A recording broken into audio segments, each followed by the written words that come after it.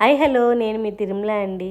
మేమైతే ఎట్టకేలకు గిరి ప్రదక్షిణ అయితే పూర్తి చేశానండి ఆ స్వామివారి అనుమతితో. అది ఎలా మొదలైందంటే ఫస్ట్ పావంచ అంటారండి. అక్కడ కొబ్బరికాయ కొట్టుకోవాలి. ఇవి ఏంటనుకుంటున్నారా?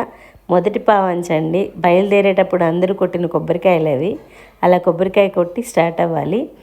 పూర్తయిన తర్వాత మళ్ళీ అక్కడే కొబ్బరికాయ కొట్టాలి. దాన్ని రెండో పావంచ అంటారు.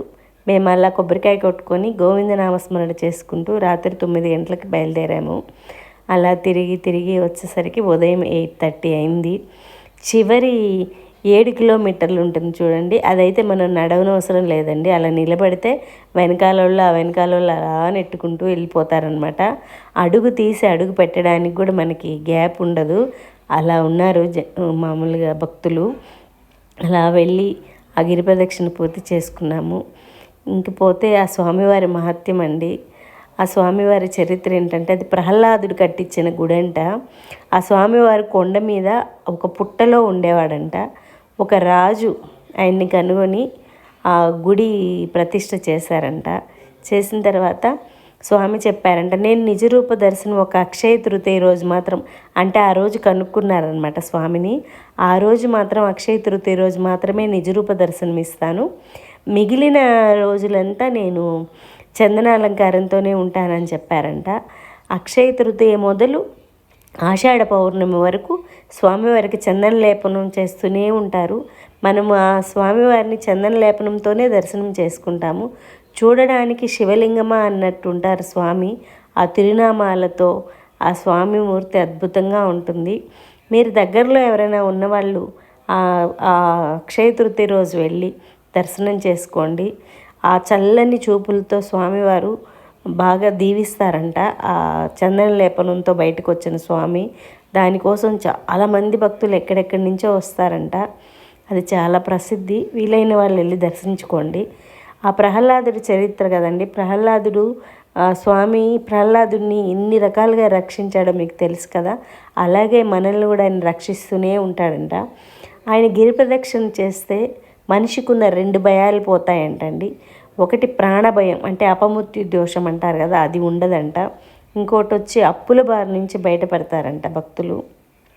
ఆ 2 ఈ గిరి ప్రదక్షిణ వల్ల చాలా ప్రసిద్ధి అంట. అసలు మొదట గిరి ప్రదక్షిణ స్టార్ట్ అయిందే సింహాచలంలో అంట. ఇది వేల సంవత్సరాల నుంచి ఉందంట. ప్రహ్లాదుడు స్తంభం చుట్టూ తిరిగి స్వామిని వేడుకుంటే స్వామి ప్రత్యక్షమయ్యాడు కదా, అలా ఈ కొండ చుట్టూ తిరిగి స్వామిని వేడుకుంటే మన కోరికలు తీరుస్తాడంట. నేను ఆపదలో ఉన్నాను స్వామి అంటే ఆ స్వామి పిలిచిన వెంటనే ప్రత్యక్షం అవుతాడంట. అంత మహిమ ఉంది. మేమైతే చేయగలమా లేదా అనుకున్నామండి గిరి ప్రదక్షిణ. చాలా సునాయాసంగా చేసేసాము. మేము ఇంకా దర్శనం చేసుకోలేదు స్వామిని, వచ్చేసాము. అంటే చాలా రష్గా ఉన్నింది. ఇంచుమించు 15 లక్షల మంది పైనే ఉన్నారండి. ఇంక అంత రష్లో చేసుకోలేమని ఇంటికి వచ్చేసి మళ్ళీ సాయంకాలం వెళ్ళి లాస్ట్ దర్శనం అండి 7:30, 8 చేసుకొని వచ్చాము. చాలా హాయి అనిపించింది. అంటే అక్కడ నెలలోపు గిరి ప్రదక్షిణ చేసిన వాళ్ళు చేసుకోవచ్చంట. లోకల్గా ఉండే వాళ్ళైతే చేసుకుంటారు, బయట వాళ్ళైతే దర్శనం చేసుకొని వెళ్ళిపోతారు కదా. మేమైతే సాయంత్రం దర్శనం చేసుకొని వచ్చామండి. అక్కడ అన్నప్రసాదం కూడా ఉందండి. మధ్యాహ్నం అన్నదానం జరుగుతుందంట. ఎవరికైనా తెలియని వాళ్ళు ఉంటే తెలుసుకోండి. ఇంకోటి ఏంటంటే, ఆ స్వామివారు పిలిచిన వెంటనే ప్రత్యక్షమవుతారంట. ఆ కథలైతే నేను ఎన్ని విన్నానో ఆ గిరి ప్రదక్షిణలో చాలా బాగా అనిపించింది. అసలు ముసలి వాళ్ళు, పిల్లలు అసలు వీళ్ళు తిరగలరా, వీళ్ళు ఎలా తిరుగుతారు అనుకున్నాము. అసలు ఆ గోవింద నామస్మరణ ఆపకుండా చేసుకుంటూ తిరిగారు. ఎంత బాగా అనిపించిందో. మాకు కూడా అసలు అలసట అనేదే రాలేదండి. చాలా బాగా అనిపించింది. ఆ భక్తి పారవస్యంలో తిరిగాము. ఆ ఏడుకొండలవాడ వెంకటరమణ అని తలుచుకుంటూ గోవిందనామాలు చేసుకుంటూ ఆ నృసింహస్వామిని తలుచుకుంటూ ఆ కథలు చెప్పుకుంటూ తిరిగాము. చాలా బాగా అనిపించింది. అయిపోయిన తర్వాత లాస్ట్కి వచ్చి మళ్ళీ మేము అలా కొబ్బరికాయలు కొట్టుకున్నాం. రెండో పావంచ అంటారు.